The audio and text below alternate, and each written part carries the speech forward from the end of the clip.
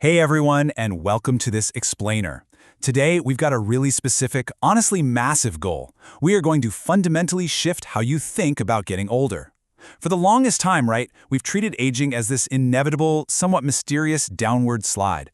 But modern longevity science has completely cracked open a new paradigm. We're going to dive directly into the biology of longevity and totally redefine aging. We're leaving those outdated ideas behind and looking at the absolutely incredible, interconnected systems right there inside you.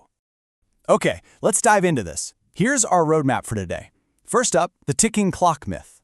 Then, biology's maintenance network, followed by the real cellular biology. After that, we'll look at upstream causes versus downstream effects. And finally, finding biological leverage points. Section 1. The ticking clock myth. Time to unlearn some old ideas. Now, before we can really grasp longevity science, we have to unlearn a pretty universal myth. Most of us grew up believing aging is exactly like an old pair of sneakers, where the soles just passively wear out over time. It's just a ticking clock. But we really need to contrast that with reality, which is that aging is a dynamic, highly interconnected system of maintenance. Think about it. If aging were literally just time passing, well, scientists would have absolutely nothing to study but the calendar.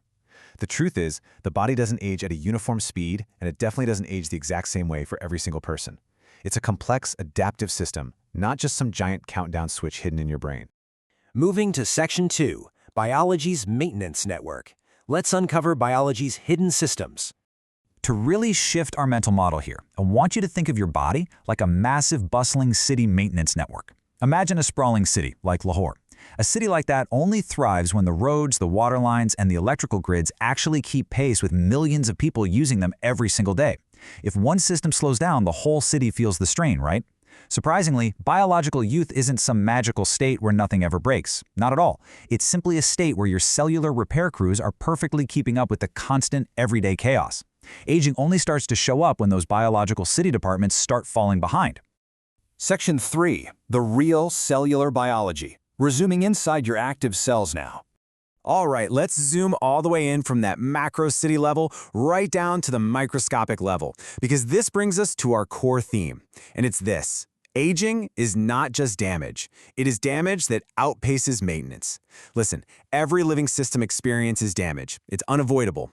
Molecules break, proteins misfold, DNA copies itself with tiny little errors.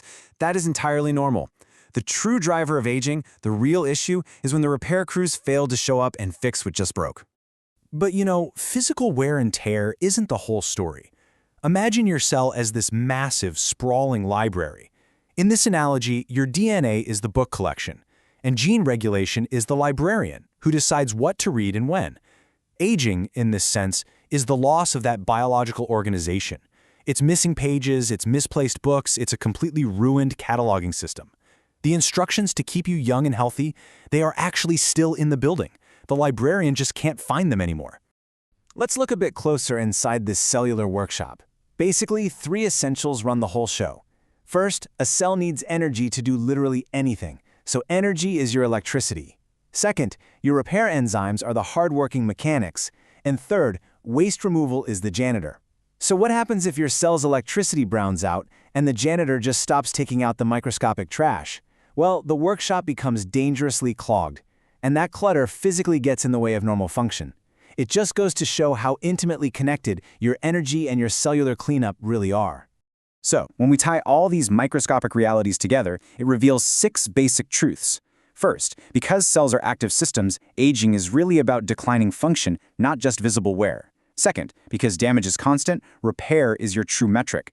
Third, because information has to be organized, aging means a loss of cellular order. Fourth, your energy and cleanup dictate your resilience. Fifth, because cells constantly interact, one stressed out cell can literally drag down the whole neighborhood. And finally, biology is absolutely full of trade-offs. Human evolution prioritized your short-term survival over keeping you perfectly maintained forever. It just had to. Section 4. Upstream causes versus downstream effects. Time to find the root causes. Stepping back into systems biology for a second, we have to ask a really crucial question. What is an actual root cause, and what is just a consequence? An upstream cause is like a building's main electrical panel failing.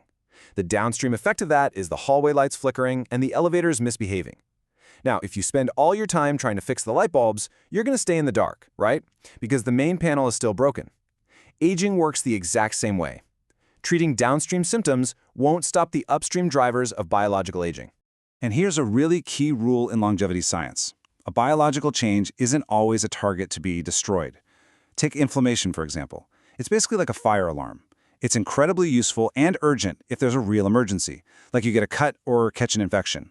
But it becomes wildly destructive if that alarm gets stuck in the on position 24/7. So longevity science isn't about blindly just turning things off. It's about understanding when a helpful adaptation loses its balance and becomes part of the problem. Let's trace how this actually plays out in a biological chain reaction.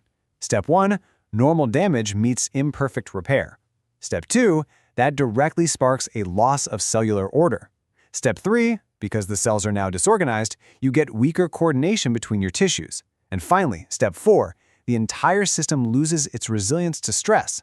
So you can see how local, microscopic cellular dysfunction gradually spreads out to become a system-wide vulnerability.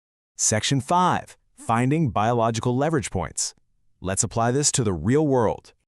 Okay, this right here is the practical payoff of our entire explainer. When you're out there navigating the massive and honestly often confusing longevity industry, I want you to use these questions to cut straight through the hype.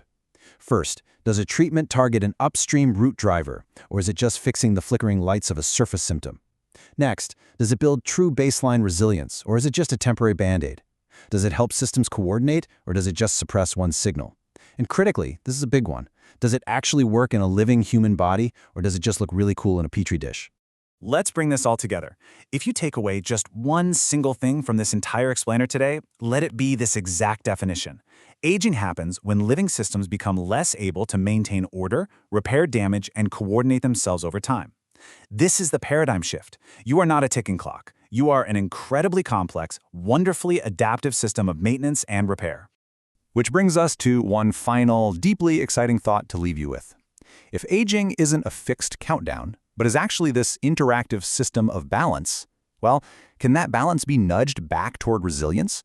Can we actually find biological leverage points to help our maintenance systems function better for longer? The science of longevity absolutely believes we can. And now you have the systems thinking lens to explore exactly how that works. Thank you so much for joining me on this explainer. Keep asking the right questions, and I'll see you next time.